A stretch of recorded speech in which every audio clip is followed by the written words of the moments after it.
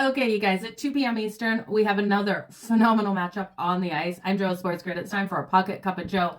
The St. Louis Blues taking on the Minnesota Wild. The St. Louis Blues sitting 5th in the Central, the Wild 6th. The Wild, if they were able to win in regulation today, will propel them above the St. Louis Blues here in the standings. The St. Louis Blues are chasing the Vegas Golden Knights for that last wild card spot. This game is so impactful and important for both of these teams. Because of that, I do think another low-scoring one. I don't just want to come at you all day with the under 1.5s and the no goals in the first period, but I do think, or the no goals in the first 10 minutes in the first period, but I do think this is another game where it's rinse and repeat for all three of these early games out there on the ice.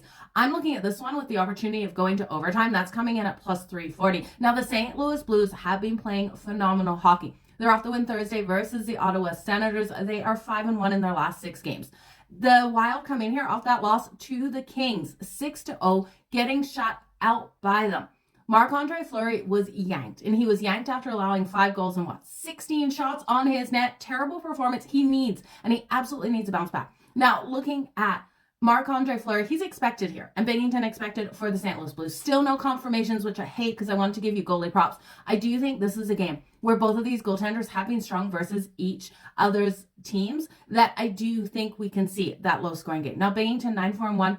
With a 2.62 goals against average and a 9.15 save percentage in 15 games versus the Minnesota Wild. Marc-Andre Fleury here versus the St. Louis Blues, 11-13-3. So not as great in 27 games versus the Blues with a 2.76 goals against average and a 9.12 save percentage. So I like what he's doing on that side. I do think here, you look at the Minnesota Wild at home. The Minnesota Wild at home, though, they're juicy. Minus 152. You guys know I'm not going to lay that. I think you look at that first period, the Wild off that shutout loss to the LA Kings to come out strong and find the back of Binnington's net early and hit him. Now, it's asking a lot because I do think the Wild win the first period. It still stays under the 1.5 and there's no goals in the first 10 minutes. So the gambling gods need to be with me for this one. The Minnesota Wild, though, on the money line in the first period, minus 142. You guys know I hate that kind of juice. Take a chance on the puck line, laying the half a goal. That's coming in at plus 160. Minnesota Wild, puck line first period at plus 160.